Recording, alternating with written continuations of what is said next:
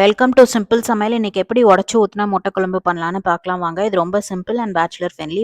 ஒரு வைடான பேனில் 4 table spoon எண்ணெய் ஊற்றிக்கோங்க. 2 ஏலக்காய், 2 கிராம்பு, பட்டையை உடச்சி போட்டுக்கோங்க. கொஞ்சம் சோம்பு போட்டுக்கோங்க. 3 பச்சை மிளகாய் சேர்த்துக்கோங்க. இது நல்லா பொரிஞ்சதும் 2 கொத்து கருவேப்பிலை சேர்த்துக்கோங்க. அது நல்லா பொரிஞ்சு வரட்டும். அதுக்கப்புறம் பொடிசாக நறுக்கின ஒரு வெங்காயத்தை சேர்த்து நல்லா கலந்து விடுங்க. பெரிய வெங்காயமாக இருந்தால் 1 எடுத்துக்கோங்க. நீங்கள் சின்ன வெங்காயம் கூட எடுத்துக்கலாம். ஒரு 100 கிராம் போல் எடுத்துக்கலாம். நல்லா வதக்கி கொடுங்க. வெங்காயம் கலர் மாறணும். வெங்காயம் இந்த மாதிரி கலர் மாறின அப்புறம் ஒரு தக்காளி சேர்த்துக்கோங்க. சேர்த்து நல்லா கலந்து விடுங்க. அதுக்கப்புறம் தேவையான அளவு உப்பு, 1 டேபிள் ஸ்பூன் இஞ்சி பூண்டு விழுது சேர்த்து நல்லா கலந்து விடுங்க. தக்காளி மசிஞ்சு வர வரைக்கும் நல்லா கலந்து விடுங்க. தக்காளி இந்த மாதிரி மசிஞ்சு வந்தப்புறம் கொத்தமல்லி பொடி 1.5 ஸ்பூன், கொஞ்சம் மஞ்சள் பொடி, அதுக்கப்புறம் சில்லி பொடியும் சேர்த்துக்கோங்க. மிளகாத்தூள் சேர்த்துக்கோங்க. சேர்த்துட்டு நல்லா 1 நிமிஷத்துக்கு நல்லா கலந்து விடுங்க.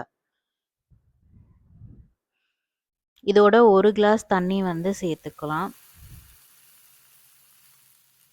நல்லா கலந்து விடுங்க. கலந்து விட்டுட்டு மூடி போட்டு ஒரு 3 நிமிஷம் குக் பண்ணுங்க. அதுக்கப்புறம் ஓப்பன் பண்ணிவிட்டு ஒரு 1/4 கப் போல் தேங்காய் பால் சேர்த்துட்டு நல்லா கலந்து விடுங்க. கலந்து விட்டுட்டு மூடி போட்டு ஒரு 2 நிமிஷம் திருப்பி குக் பண்ணுங்க. அதுக்கப்புறம் மூடியை ஓப்பன் பண்ணிவிட்டு கிரேவியை திருப்பி நல்லா கலந்து விட்டுட்டு உப்பு காரம்லாம் கரெக்டாக இருக்கான்னு பார்த்துக்கோங்க. அதுக்கப்புறம் முட்டையை அதிலே உடச்சி ஊற்றுங்க. உங்களுக்கு உடஞ்சிருமோன்னு பயமாக இருந்தால் நீங்கள் பவுலில் ஊற்றியும் நீங்கள் ட்ரான்ஸ்ஃபர் பண்ணலாம். கலந்து விடாதீங்க, முட்டை உடஞ்சிரும். போட்டு மூடி வச்சு ஒரு 2 நிமிஷம் குக் பண்ணுங்கள். அதுக்கப்புறம் ஓப்பன் பண்ணிவிட்டு கொத்தமல்லி தூவிட்டு ஸ்விட்ச் ஆஃப் பண்ணிவிடுங்க.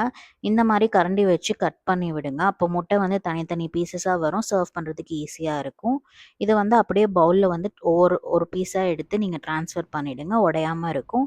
இது சாதத்துக்கு, சப்பாத்திக்கு, இட்லி, தோசை எல்லாத்துக்கும் நல்லாயிருக்கும். தேங்க்ஸ் ஃபார் வாட்சிங்.